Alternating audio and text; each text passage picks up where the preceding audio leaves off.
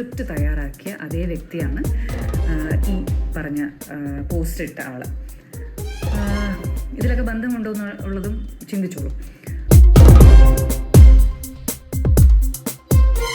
ഞാൻ ഈ വീഡിയോ കണ്ടു, ജ്യോതിശ്രീധരോട് സംസാരിച്ചു, ജ്യോതിശ്രീധരന്റെ ഫേസ്ബുക്ക് പോസ്റ്റ് കണ്ടു, പ്രിയ ജ്യോതിശ്രീധരനെ കുറിച്ച് പറഞ്ഞിട്ടുള്ള കാര്യങ്ങളും ജ്യോതിശ്രീധരന്റെ ഫേസ്ബുക്ക് പോസ്റ്റും ജ്യോതിശ്രീധരനോട് ഫോണിൽ സംസാരിച്ച ശേഷം എനിക്ക് തോന്നിയിട്ടുള്ള കാര്യങ്ങളുമാണ് ഈ റിയാക്ഷൻ വീഡിയോയിൽ ഞാൻ ഉൾപ്പെടുത്തിയിട്ടുള്ളത്. Hello and hi every one, നമസ്കാരം ആൻഡ് വെൽക്കം ടു റിയാക്ഷൻ പേരഞ്ചൊള്ളിക്കൽ. എല്ലാവരും സുഖമായിരിക്കുന്നു എന്ന് വിശ്വസിക്കുന്നു. ബാലഭാസ്കറിന്റെ അപകട മരണത്തിലെ ദുരൂഹതയുമായിട്ട് സംബന്ധിച്ച് ചർച്ചകൾ നടക്കുന്നു. നമ്മൾ അതിനെക്കുറിച്ച് കുറച്ച് വീഡിയോകൾ ചെയ്തിട്ടുണ്ടായിരുന്നു. ഇതിൽ അവസാനം ചെയ്ത വീഡിയോയിൽ ഞാൻ പറഞ്ഞത് ലക്ഷ്മിയെ കുറിച്ചുള്ള ഒരു കാര്യമാണ്. ലക്ഷ്മി ഇനി എന്തെങ്കിലും തുറന്നു പറയുമെന്ന് തോന്നുന്നില്ല. മാത്രമല്ല, ഇനി അവരെ ഒരു സബ്ജക്റ്റായിട്ട് സംസാരിക്കാനായിട്ട് ഞാൻ ആഗ്രഹിക്കുന്നില്ല എന്ന് പറഞ്ഞാൽ നിർത്തിയത്. അതിൽ പറഞ്ഞൊരു കാര്യം, നമ്മൾക്ക് എന്തെങ്കിലും ഒരു റെലവൻ്റായ ഒരു കാര്യം വന്നാൽ മാത്രമേ ഈ ടോപ്പിക്കിൽ സംസാരിക്കൂ എന്നുള്ളതാണ്. അതുകൊണ്ട് തന്നെ കഴിഞ്ഞൊരു ദിവസം പ്രിയ വേണുഗോപാൽ ഒരു വീഡിയോ ചെയ്തിട്ടുണ്ടായിരുന്നു. അപ്പോൾ അത് കണ്ടുവന്നപ്പോൾ തോന്നിയത് കുറച്ചൊരു പേഴ്സണൽ ട്രാൻസാക്ഷനെ കുറിച്ചാണ് പറയുന്നത്. അതിനെക്കുറിച്ച് പ്രതികരിക്കേണ്ട ആവശ്യമില്ല എന്നുള്ളതാണ്. പക്ഷേ ബാലഭാസ്കറിന്റെ അച്ഛനും അമ്മയും നീതി അർഹിക്കുന്നവരാണ് ഈ വിഷയത്തിൽ. ഈ അപകടത്തിൽ എന്തെങ്കിലും ദുരൂഹതയുണ്ടോ ഇല്ലയോ, ഇതിൽ ഏതെങ്കിലും ഒരു ആൻസർ അവർക്ക് ലഭിക്കേണ്ട ഒരു ബാധ്യതയുണ്ട്. കാരണം അത്രയും നാൾ അവരുടെ മനസ്സിൽ ഒരു ചോദ്യമായിട്ട് കിടക്കും. അത് പരിഹരിക്കപ്പെടേണ്ടതുണ്ട്, അത് അവരുടെ മനസ്സിൽ നിന്ന് പോകേണ്ടതുണ്ട്. ദുരൂഹതയുണ്ടെങ്കിൽ അതിന് പിന്നിൽ പ്രവർത്തിച്ചവർ ശിക്ഷിക്കപ്പെടേണ്ടതുണ്ട്. ഈ ഒരു കാര്യമുള്ളത് കൊണ്ട് തന്നെ ഈ വിഷയത്തിൽ ബാലഭാസ്കറിന്റെ മാതാപിതാക്കളോടൊപ്പമാണ് എന്റെ മനസ്സ് നിൽക്കുന്നത്. നമ്മുടെ മനസാക്ഷി എന്ത് പറയുന്നു എന്നുള്ളതാണ് നമ്മുടെ മനസ്സ്. അപ്പോൾ എന്റെ മനസ്സിന് തോന്നുന്നത് എന്ത് ദുരൂഹതയാണ്. അതിന് പ്രധാനപ്പെട്ട കാരണം ഞാൻ പറഞ്ഞിരുന്നു, ലക്ഷ്മിക്ക് ഈ വിഷയത്തിലൊന്നും പറയാൻ, എൻ്റെ അപ്പുറത്തേക്ക് പറയാൻ പോകുന്നില്ല എന്ന് പറയാനുള്ളൊരു കാരണം, അതിനുശേഷം കണ്ട ഒരു റിട്ടയർഡ് പോലീസ് ഓഫീസറുടെ ഇന്റർവ്യൂ, അതിനെക്കുറിച്ചൊരു റിയാക്ഷൻ വീഡിയോ ഞാൻ ചെയ്തിരുന്നു. ഇവർ പറഞ്ഞ പല കാര്യങ്ങളും ആദ്യമൊക്കെ കോൺട്രഡിക്റ്റിംഗ് ആയിട്ട് തോന്നിയിട്ടുണ്ടെങ്കിലും കലാഭവൻ സോബി പറഞ്ഞ കാര്യങ്ങളുമായിട്ട് പിന്നീട് കണക്ട് ആവുന്ന പല ഡോട്ട്സും അതിലുണ്ടെന്ന് ആ ഒരു ഇന്റർവ്യൂ കണ്ടപ്പോൾ മനസ്സിലായി. അതിനെക്കുറിച്ചാണ് ഞാൻ ആ റിയാക്ഷൻ വീഡിയോ പറഞ്ഞിരുന്നത്. അതിനപ്പുറത്തേക്ക് ഇനി ലക്ഷ്മി എന്തെങ്കിലും പറയുമെന്ന് തോന്നുന്നില്ല പബ്ലിക്കായിട്ട്. ഇനി അഥവാ പറയുകയാണെങ്കിൽ ആ കുറ്റാന്വേഷണം നടത്തുന്ന ആൾക്കാർ കുറച്ചും കൂടി അതിനെക്കുറിച്ച് ഒരു ഡീപ്പായിട്ട് ചോദ്യങ്ങൾ ചോദിച്ച് അവരോട് പറയുമായിരിക്കും. പബ്ലിക്കായിട്ട് ഇനി അത് വരുമെന്ന് തോന്നുന്നില്ല. അല്ലെങ്കിൽ ഈ കേസിനെ കുറിച്ചുള്ള വിശദാംശങ്ങൾ പിന്നീട് പുറത്തു വരുമ്പോഴായിരിക്കും നമ്മൾ അറിയുന്നത്. അതെന്തെങ്കിലും ആട്ടെ, അത് അപ്പം അറിഞ്ഞാൽ മതി. അപ്പോൾ ഇവരുടെ ഒരു പേഴ്സണൽ ട്രാൻസാക്ഷൻ ആയതുകൊണ്ട് തന്നെ അത് ഞാൻ റിയാക്ഷന് വേണ്ടിയിട്ട് എടുക്കണ്ടെന്ന് വിചാരിച്ചു. രണ്ടാമതൊരു വീഡിയോ വരുമ്പോൾ ഞാൻ വിചാരിച്ചത് നേരത്തെ പറഞ്ഞതുപോലെ എൻ്റെ ഒരു കണ്ടിന്യൂറ്റി ആയിരിക്കും. അതുകൊണ്ട് ആ വീഡിയോ കണ്ടതേ ഇല്ല. പക്ഷേ ഈ വീഡിയോ പിന്നീട് ശ്രദ്ധിക്കാനൊരു കാരണമുണ്ട്. അത് ഗോപ്രോ റിയാക്ട്സ് ഈ വീഡിയോ റിയാക്ട് ചെയ്തിരുന്നു. ഗോപ്രോ റിയാക്ട്സിന്റെ റിയാക്ഷൻ വീഡിയോ കാണുന്ന ഒരാളാണ് ഞാൻ. എല്ലാ വീഡിയോസും അല്ല, എനിക്ക് പ്രസക്തമാണെന്ന് തോന്നുന്ന വിഷയങ്ങളാണെന്നുണ്ടെങ്കിൽ അത് കാണാറുണ്ട്. അതിനർത്ഥം അദ്ദേഹം ചെയ്യുന്നതൊന്നും പ്രസക്തമായ വിഷയമാണെന്നല്ല, അത് അദ്ദേഹത്തെ സംബന്ധിച്ചിടത്തോളം പ്രസക്തമായിരിക്കും. എനിക്കല്ല എന്നേ ഞാൻ പറഞ്ഞുള്ളൂ. അപ്പോൾ അത് കാണാനുള്ളൊരു കാരണം അതിൽ കണ്ടൊരു പേരാണ് ജ്യോതി ശ്രീധർ.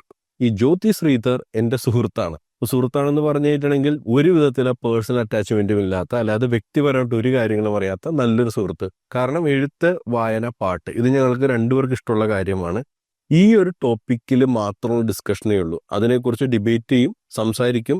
ഒരു 2009, 2012 കാലഘട്ടത്തിലൊക്കെ നമ്മൾ നിരന്തരം സംസാരിക്കുമായിരുന്നു. പിന്നീട് ഞങ്ങൾക്ക് സംസാരിക്കാൻ വിഷയങ്ങളൊന്നും ഇല്ലാത്തതുകൊണ്ട് ആ സൗഹൃദം ഒരു സ്ലീപ്പിംഗ് മോഡിലേക്ക് ഹൈബർനേറ്റ് ചെയ്തു പോയി.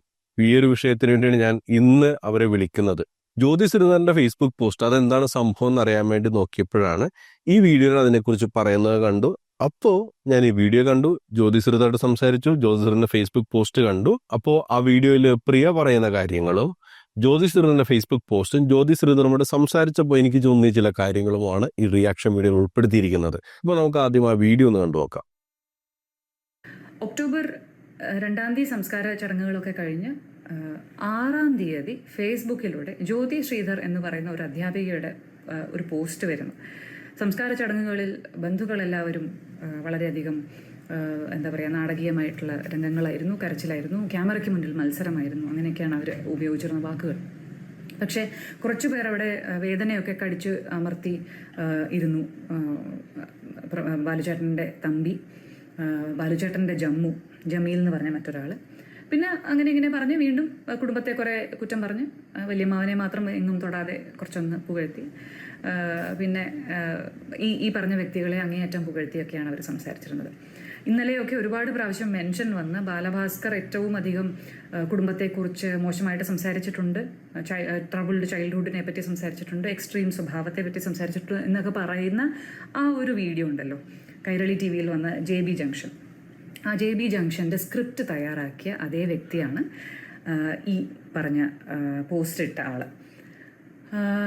ഇതിലൊക്കെ ബന്ധമുണ്ടോ എന്നുള്ളതും ചിന്തിച്ചോളൂ.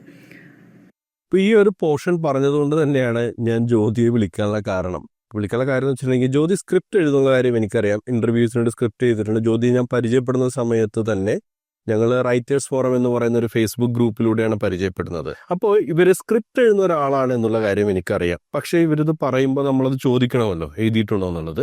ഞാൻ ജ്യോതിസറിനോട് ചോദിച്ചു, ഇതിന് സ്ക്രിപ്റ്റ് എഴുതിയത് നിങ്ങളാണ്? അപ്പോൾ ജ്യോതി പറഞ്ഞു, അത് ഇത് ഞാനാണ്. അതിനെക്കുറിച്ച് എൻ്റെ ഫേസ്ബുക്കിലും പോസ്റ്റ് ഇട്ടിട്ടുണ്ട്. അപ്പം ഞാൻ ഫേസ്ബുക്ക് പോസ്റ്റ് എടുത്ത് ഒന്ന് സ്ക്രോൾ അപ്പ് ചെയ്തപ്പോൾ ശരിയാണ്, അതിനെക്കുറിച്ച് പോസ്റ്റ് ഇട്ടിട്ടുണ്ട്. ഇനിയിപ്പോൾ കള്ളം പറഞ്ഞാൽ, ഇനി മാറ്റി പറഞ്ഞാലും ആ പോസ്റ്റിൽ പറഞ്ഞിരിക്കുന്ന കാര്യങ്ങളായിരിക്കും ആളുകൾ എടുക്കുന്നത്. സ്ക്രിപ്റ്റ് തയ്യാറാക്കിയത് ജ്യോതിയാണ്.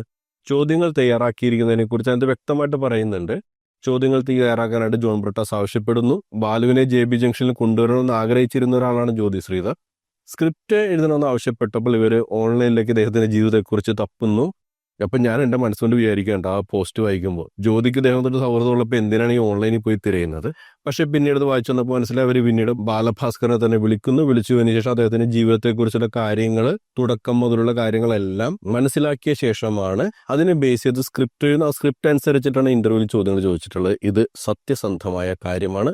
ഞാൻ വീണ്ടും ജ്യോതിയോട് ചോദിച്ചു, അതിൽ പറഞ്ഞിരിക്കുന്നത് ശരിയാണോ എന്ന് പറഞ്ഞപ്പോൾ അതെ, സ്ക്രിപ്റ്റ് ചെയ്തിരിക്കുന്നത് ജ്യോതിയാണ്. പരിചയപ്പെടുന്ന കാലത്ത് തന്നെ കൈരളി TVയിൽ എന്തൊരു പ്രോഗ്രാം ജ്യോതി ചെയ്യുന്നുണ്ടായിരുന്നു. അതേപോലെ തന്നെ കൊച്ചി FM ഒരു പാർട്ട് ടൈം RJ ഒക്കെ ആയിരുന്നു. അപ്പൊ ജ്യോതി ഒരു ഫേസ്ബുക്ക് പോസ്റ്റ് എഴുതിയെന്ന് പറഞ്ഞില്ല. അപ്പൊ നമുക്ക് ആ ഫേസ്ബുക്ക് പോസ്റ്റോടെ ഒന്ന് നോക്കാം. ഇത് വായിച്ചു പോകുമ്പോൾ തന്നെ എനിക്ക് പറയാനുള്ള ചില കാര്യങ്ങളുണ്ട്. ജ്യോതി ശ്രീധർ, 6 ഒക്ടോബർ 2018.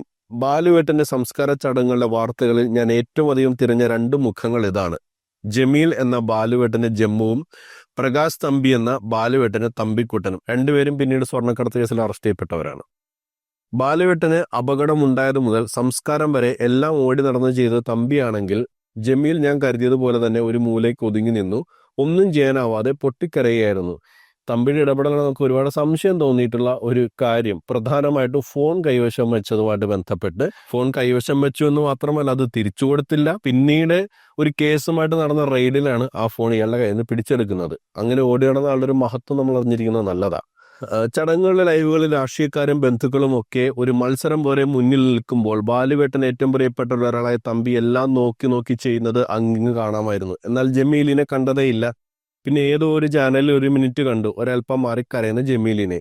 അവരെ ഒന്ന് ഫോൺ ചെയ്യാൻ പോലുമുള്ള ശക്തി എനിക്കുണ്ടായില്ല എന്നതാണ് സത്യം. ബാലുവേട്ടന്റെ മരണശേഷം ദിവസങ്ങളോളം കരച്ചിലടക്കാൻ ഞാൻ പാടുപെടുന്നുവെങ്കിൽ അവരുടെ അവസ്ഥ എന്താകുമെന്ന് ഞാൻ ചിന്തിച്ചിരുന്നു. കൂടെ ബാലലീല അഥവാ ബിഗ് ബാൻഡ് എന്ന ബാലുവേട്ടന്റെ ബാൻഡിൽ അംഗങ്ങളെ, ബാലുവേട്ടന്റെ അനിയന്മാരെ ഈ ദുഃഖത്തിൽ നിന്ന് കരകയറാൻ ദൈവം അവരെ അനുഗ്രഹിക്കട്ടെ. ഇതൊരു റിയാക്ഷൻ വീഡിയോ ചെയ്യാൻ എടുക്കാനുള്ള കാരണം ഇതിലുള്ള കോൺട്രഡിക്ഷൻസ് ആണ്. എന്ന് വെച്ചാൽ ജ്യോതി ഇത് എഴുതുന്ന കാലത്തുള്ള സംഭവങ്ങളും ഇപ്പോ വന്നിട്ടുള്ള സംഭവങ്ങൾ തമ്മിലൊരു കോൺട്രഡിക്ഷൻ ആണ്. ബാലുവിന്റെ കാര്യത്തിന് വേണ്ടി എല്ലാം ഓടി നടന്ന സുഹൃത്തുക്കൾ ആരായിരുന്നു, അവരുടെ പശ്ചാത്തലം എന്തായിരുന്നു? എല്ലാവരും, ജമീല്, പ്രകാശൻ തമ്പി, അർജുൻ, ഇവരൊക്കെ ഏത് രീതിയിലുള്ള പശ്ചാത്തലം ഉണ്ടായിരുന്നു എന്നുള്ള അന്ന് ആ ഇന്റർവ്യൂവിൽ പറയുന്നവർ ഏതൊരു കേസ്, അതായത് സ്വർണ്ണക്കടത്ത് കേസോടെ ബന്ധപ്പെട്ടായി പറയുന്നത്. അത്ര ലാഘവത്തോടെ കൈകാര്യം ചെയ്ത ഒരു ഇന്റർവ്യൂ ആയിരുന്നു ആ മനോരമയുടെ ഇന്റർവ്യൂ കേട്ടോ. ഇത്രയും ലാഘവത്തോടെ ഒരു ന്യൂസ് ചാനൽ ഇന്റർവ്യൂ കൈകാര്യം ചെയ്യുന്നത് ഞാൻ എൻ്റെ ജീവിതത്തിൽ കണ്ടിട്ടില്ല. മനോരമയുടെയും ലക്ഷ്മിയുടെ ആവശ്യമനുസരിച്ചുള്ളൊരു ഇന്റർവ്യൂ ആയിരുന്നു. അതിനകത്ത് ഇനിയൊന്നും പറയാനില്ല, അത് അവിടെ കിടക്കട്ടെ. സംഗീതവും ചേച്ചിയും കഴിഞ്ഞാൽ സൗഹൃദങ്ങളായിരുന്നു ബാലുവേട്ടനെല്ലാം. ഒരു കടൽ പോലെ ഉണ്ടായിരുന്ന സുഹൃത്തുക്കൾ. അതുകൊണ്ട് തന്നെ ഞങ്ങളുടെ സൗഹൃദത്തെ തന്നെ പലപ്പോഴും വിശേഷിപ്പിച്ചത് 2 സൗഹൃദ കടലുകളുടെ സൗഹൃദം എന്നായിരുന്നു. ശരിയാണ്, ജ്യോതിക്ക് ഒരുപാട് സുഹൃത്തുക്കളാണ് കേട്ടോ, ഒരുപാട് സെലിബ്രിറ്റീസ്. പിന്നീട് ഇവർ സിനിമയിലുള്ള ഒരുപാട് പേരുമായിട്ട് സൗഹൃദങ്ങളുണ്ട്. എഴുത്തിന്റെ മേഖലയിൽ ആളുകളുടെ സൗഹൃദമുണ്ട്.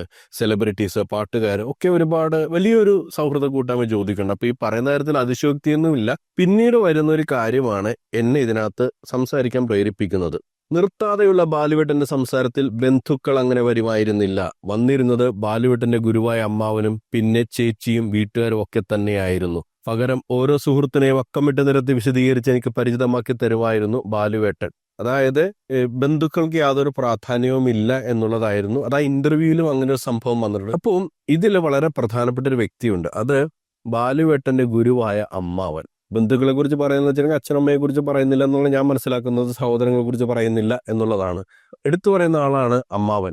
ഈ അമ്മാവൻ മരണപ്പെട്ടപ്പോൾ ലക്ഷ്മി പോയില്ല എന്നുള്ളൊരു കാര്യം ജോയ് തമലം അദ്ദേഹം പറഞ്ഞത്. ഈ ജോയ് തമലത്തെ കുറിച്ചുള്ള റെഫറൻസ് ഇവിടെ കാണുന്നില്ല കേട്ടോ, അവരൊക്കെ ഇവിടെ പോയിന്ന് എനിക്കറിയില്ല. ഈ ഒരു ലെവലിലാണ് താഴത്തേക്ക് ഇത് മൊത്തം പോകുന്നത്. അത് ഈ കഥയുടെ ഈ ലോങ് സ്റ്റോറി ഷോർട്ട് എന്ന് പറഞ്ഞിട്ടുണ്ടെങ്കിൽ ആ സംസ്കാര ചടങ്ങിൽ മുന്നിൽ വന്ന് നിൽക്കുന്ന ആളുകൾ, അല്ലെങ്കിൽ ബാലഭാസ്കർ മരിച്ചതിന് ശേഷം അനുശോചനം അറിയിച്ച ചില ആളുകൾ, ബാലഭാസ്കറിന് സിനിമയിൽ അവസരം വേണമെന്ന് ആഗ്രഹം ഉണ്ടായിരുന്നു, പക്ഷേ പലരോടും ചോദിച്ചിട്ട് അവസരം ലഭിച്ചില്ല. ആ അവസരം കൊടുക്കാത്ത ആളുകൾ പിന്നീട് അനുശോചനം അറിയിച്ച് പോസ്റ്റ് ചെയ്തു. അവരെയും പരിഹസിച്ചുകൊണ്ട് എഴുതുന്നുണ്ട്. ഈ കഥയുടെ ഒരു സാരാംശം എന്ന് പറയുന്നത് കൂടെ നിൽക്കാനുണ്ടായത് സുഹൃത്തുക്കൾ മാത്രമായിരുന്നു എന്നതാണ്. ഞാൻ ഇതിൽ കൂടുതൽ വിശദീകരിച്ച് പോകുന്നില്ല. അപ്പൊ അതുകൊണ്ട് ഞാൻ ജ്യോതിയോട് ചോദിച്ചൊരു പ്രധാനപ്പെട്ട ചോദ്യം ഇതാണ്. ഈ പറയുന്ന പ്രകാശം തമ്മിൽ ജമീലിനെയും ജ്യോതിക്ക് അറിയാമോ? അപ്പൊ ജ്യോതിനോട് പറഞ്ഞ കാര്യമാണ്, എനിക്ക് ഈ പരിചയപ്പെടുത്തി തന്നതിലൂടെയുള്ള പരിചയം മാത്രമേ ഉള്ളൂ, അതിനപ്പുറത്തേക്ക് അവരാരാണെന്ന് അറിയില്ല. ബാലു പറഞ്ഞിട്ടുള്ള അറിവാണ്, അതിനപ്പുറത്തേക്ക് അറിയില്ല. കൂടെ നിന്നെന്ന് പറയുന്ന ഈ ജമ്മുവും തമ്പിക്കുട്ടനൊക്കെയാണ് പിന്നീട് പിടിയിലായത്. നമ്മളൊരു വിഷയത്തിൽ പ്രതികരിക്കുമ്പോൾ ചില ആളുകൾ ഒന്ന് കമന്റ് ഇടാറുണ്ട്, നിങ്ങൾക്ക് അവരെക്കുറിച്ച് എന്തറിയാം, അവരുടെ ജീവിതം അറിയാമോ, അല്ലെങ്കിൽ എനിക്കവരെ നേരിട്ടറിയാം. ഈ അറിയാവുന്ന ഒരു വ്യക്തിയാണല്ലോ ജ്യോതി ശ്രീധർ. ഇവർ തമ്മിൽ വളരെ അടുത്ത സൗഹൃദമാണെന്ന് പറയുന്നു. അല്ലെങ്കിൽ ഇപ്പൊ അദ്ദേഹം വളരെ വ്യക്തിപരമായിട്ട് ജ്യോതിയെ വിളിച്ച് ചോദിക്കാറുണ്ട് എഴുത്തിനെ കുറിച്ച്. മാത്രമല്ല ഇദ്ദേഹം പെട്ടെന്ന് മൂഡ് സ്വിങ്സ് വരുന്ന ഒരാളാണ്. ആ സമയത്ത് ഇദ്ദേഹം ഓരോന്ന് പറഞ്ഞ് പരിതപിക്കുമ്പോൾ ആശ്വസിപ്പിക്കാൻ വാക്ക് കിട്ടാതിരുന്ന വ്യക്തിയാണ് ജ്യോതി എന്ന് പറയുമ്പോൾ ഇവർ തമ്മിൽ വളരെ അടുത്തൊരു സൗഹൃദം ഉണ്ടെന്നാണ് നമ്മൾ മനസ്സിലാക്കുന്നത്. അങ്ങനെ മനസ്സിലാക്കിയ ആൾക്ക് പോലും ഈ കൂടെ നിൽക്കുന്ന കള്ള നാണയങ്ങളെ കുറിച്ച് തിരിച്ചറിയാൻ പറ്റിയിട്ടില്ല. ഇല്ല എന്നാണ് എൻ്റെ അടുത്ത് പറഞ്ഞത്. ഇനി ഉണ്ടെങ്കിലും ജ്യോതി അതിനോട് പറയുമെന്ന് ഞാൻ വിശ്വസിക്കുന്നില്ല. ഇവർക്ക് പോലും അറിയാത്തൊരു കാര്യമാണ്. എന്നിട്ടാണ് ചില ആളുകൾ വന്നിട്ട് കോളേജിൽ പഠിക്കുമ്പോൾ മുതൽ ഞാൻ കണ്ടിട്ടുണ്ട് അവരെ, എൻ്റെ മാത്രമല്ല പല വീഡിയോയിലും പ്രതികരിക്കുന്നുണ്ട്, ഞങ്ങൾ കണ്ടിട്ടുള്ളതാണ് ഇവരുടെ സൗഹൃദം, ഞങ്ങൾ കണ്ടിട്ടുള്ളതാണ് ഇവരുടെ സ്നേഹം. ഇത്രേ പറയാനുള്ളൂ. ബന്ധുക്കളായാലും സുഹൃത്തുക്കളായാലും എന്തായാലും നിങ്ങൾ അടുത്ത് കാണുന്നതെല്ലാം സത്യമല്ല, കണ്ണുകൊണ്ട് കാണുന്നതെല്ലാം സത്യമല്ല. അതുകൊണ്ടാണ് ഈ വിഷയത്തിൽ പല ദുരൂഹതകളുണ്ടെന്ന് പറഞ്ഞ് മറ്റുള്ളവർ പ്രതികരിക്കുന്നത്. ഇപ്പോൾ ലക്ഷ്മിയെ അടുത്തറിയാവുന്ന ആൾക്കാർ പറയുന്നു, ലക്ഷ്മി അതെങ്ങനെയാണ് അതിജീവിച്ചതെന്ന് ഞങ്ങൾക്കറിയാം, ഇവരൊക്കെ കൂടി അവരെ സൈബർ ബുള്ളിങ് ചെയ്യുകയാണ്. ആ ഒരു സർവൈവറെ സൈബർ ബുള്ളിങ് ചെയ്യുന്ന കാര്യത്തിൽ ഞാനും എതിരെ നിൽക്കുന്ന ആളാണ്. പക്ഷേ ഞാൻ ഇപ്പോഴും വിശ്വസിക്കുന്നു അവർക്ക് പറയാൻ കാര്യങ്ങളുണ്ട്. പോലീസ് ഓഫീസർ പറഞ്ഞൊരു കാര്യമാണ്, ഇതിൽ ചില കാര്യങ്ങളുണ്ട്, ചില പോയിന്റുകളുണ്ട്, അത് പറഞ്ഞാൽ അതിന് പിന്നിൽ കയറി പോകാൻ പറ്റുമെന്നറിയാവുന്ന കാര്യങ്ങൾ ഇവർ പറയുന്നില്ല എന്നാണ് പറയുന്നത്. ഈ ഇന്റർവ്യൂ വരുന്നതിന് മുമ്പ് ഞാൻ പറഞ്ഞ കാര്യമാണ്, ഇതിൽ ക്ലാരിറ്റി വരുത്താൻ കഴിയുന്ന ഒരു വ്യക്തി ഈ ലക്ഷ്മിയാണ് എന്നുള്ളത്. പക്ഷേ ഫോർച്ചുനേറ്റ്ലി ഓർ അൺഫോർച്ചുനേറ്റ്ലി നമ്മൾക്ക് ഒരു സാധാരണക്കാരൻ ഈ അപകടത്തെക്കുറിച്ച് എന്താണ് അറിയാവുന്നത് അത് മാത്രമാണ് ഇന്റർവ്യൂവിലൂടെ പറഞ്ഞിട്ടുള്ളത്. പിന്നെ നേരത്തെ പറഞ്ഞാൽ ചില കാര്യങ്ങൾ ഡോട്ട്സ് കണക്റ്റഡ് ആയിട്ടുണ്ട് എന്നതിലപ്പുറത്തേക്ക് പ്രത്യേകിച്ച് ഒരു ഗുണമില്ലാത്തൊരു ഇന്റർവ്യൂ അതായിരുന്നു. ഇവരുടെ കൂടെ നിൽക്കുന്ന ആളുകൾക്ക് പോലും ബാലുവിന്റെ കൂടെ ഉണ്ടായിരുന്ന കള്ളനാണയങ്ങളെ തിരിച്ചറിയാൻ പറ്റിയിട്ടില്ല. എന്നിട്ട് അവർ പിടിക്കപ്പെട്ട് കഴിഞ്ഞപ്പോൾ അതിനുവേണ്ടി സംസാരിക്കുന്നവരെ ഈ പേഴ്സണലൈസ്ഡ് ആയിട്ടുള്ള കാര്യങ്ങൾ പറഞ്ഞിട്ട് സൈബർ ബുള്ളിങ് ആണ്, ഇരവാദമൊക്കെയിട്ട് വരുന്നതിൻ്റെ അതിൻ്റെ ആവശ്യം എന്താണ്? ഞാൻ പറയുന്ന ഈ വിഷയത്തിൽ ഇപ്പോഴും നീതി അർഹിക്കുന്ന രണ്ട് വ്യക്തികളാണ് ഇവരുടെ അച്ഛനും അമ്മയും. വ്യക്തിപരമായിട്ട് ഇവർ തമ്മിൽ അടുപ്പത്തിലായിരിക്കില്ല, മരണത്തിന് മുൻപുണ്ടായാലും മരണത്തിന് ശേഷം അടുപ്പത്തിലുണ്ടാവില്ല എന്ന് കരുതി ഇവർക്ക് ലഭിക്കേണ്ട ഒരു നീതി കൊടുക്കാൻ പാടില്ല എന്നൊന്നുമില്ല. ആ നീതി എന്ന് പറയുന്ന ഒരുപക്ഷെ ഇതിൽ ദുരൂഹത ഇല്ല എന്നുള്ളൊരു തിരിച്ചറിവായിരിക്കാം. ഒരു ദുരൂഹതയുമില്ല, അതൊരു സാധാരണ ആക്സിഡന്റ് ആയിരുന്നു എന്നുള്ള തിരിച്ചറിവായിരിക്കാം. പക്ഷെ ഇപ്പോൾ ഇത്രയും ആളുകളൊക്കെ പിടിക്കപ്പെട്ടിട്ട് കൂടെ നിന്നിരുന്ന ജമ്മുവും തമ്പിക്കുട്ടനും പിന്നെ അവൻ്റെ അപ്പുവും എല്ലാ ഓമന പേരിലാണ് വിളിക്കപ്പെടുന്നത്. അത്രയും അടുപ്പമുള്ള ആളുകളൊക്കെ ഈ കേസിലൊക്കെ പിടിക്കപ്പെട്ട് കഴിഞ്ഞതിന് ശേഷവും ഇതിലൊരു ദുരൂഹതയില്ലെന്ന് സാധാരണക്കാരൻ വിശ്വസിച്ചോളൂ എന്ന് പറയുന്നതിൻ്റെ ലോജിക്ക് എനിക്ക് മനസ്സിലാവുന്നില്ല. അത് എനിക്ക് വിശ്വസിക്കാൻ പറ്റിയില്ല എങ്കിൽ, അല്ലെങ്കിൽ എന്നെപ്പോലെ ചിന്തിക്കുന്ന ഒരു സാധാരണക്കാരന് വിശ്വസിക്കാൻ പറ്റിയില്ല എങ്കിൽ ഈ മാതാപിതാക്കൾ എങ്ങനെ കൺവിൻസ് ആകുമെന്നാണ് കരുതുന്നത്? ആ ബണ്ടിലിൽ കിടക്കുന്ന 1-2 പേരാണ് ക്രിമിനൽ ഒഫൻസിന് പിടിയിലായിരിക്കുന്നത്. അപ്പോൾ ആ ബണ്ടിലകത്ത് നിൽക്കുന്ന ആളുകൾ ഇവർക്കെതിരെ എന്തെങ്കിലും സംസാരിക്കുമെന്ന് ഞാൻ പ്രതീക്ഷിക്കുന്നില്ല. നേരത്തെ പറഞ്ഞൊരു കാര്യം ഒന്നുകൂടി ഉറപ്പിച്ച് പറയുകയാണ്, ഇനി എന്തെങ്കിലും ലക്ഷ്മി ഇതിനപ്പുറത്ത് സംസാരിക്കാൻ എനിക്ക് തോന്നുന്നില്ല. കാരണം ഈ ബണ്ടിലിനകത്ത് നിൽക്കുന്ന ആളുകളൊക്കെ ഉൾപ്പെട്ടിട്ടുള്ളൊരു സംഭവം തന്നെയാണിത് എന്ന് തന്നെയാണ് എനിക്കിപ്പോഴും തോന്നുന്നത്. അത് തെളിയിക്കപ്പെടണം. പോലീസ് ഓഫീസർ പറഞ്ഞ കാര്യത്തിന് എനിക്കിപ്പോഴും പ്രതീക്ഷയുണ്ട്. ഇതിനി തെളിയിക്കാൻ ഇവരിഞ്ഞ് തുറന്ന് സംസാരിക്കണമെന്നല്ല, ഈ ബാക്കിയുള്ള ഡോട്ട്സ് ഒക്കെ ഒന്ന് കണക്ട് ചെയ്താൽ മതി. അതുണ്ടാവുമെന്ന് വിചാരിക്കുന്നു. ബാലുവിൻ്റെ പാരൻസിനും ബാലുവിനും നീതി ലഭിക്കുമെന്ന് തന്നെയാണ് വിശ്വാസം. എന്താണ് ഈ വിഷയത്തിൽ നിങ്ങൾക്ക് പറയാനുള്ളത് കമന്റായിട്ട് രേഖപ്പെടുത്തുക. മറ്റൊരു പ്രതികരണമായി നമുക്ക് വീണ്ടും കണ്ടുമുട്ടാം. അതുവരേക്കും ബൈ ബൈ, ടേക്ക് കെയർ.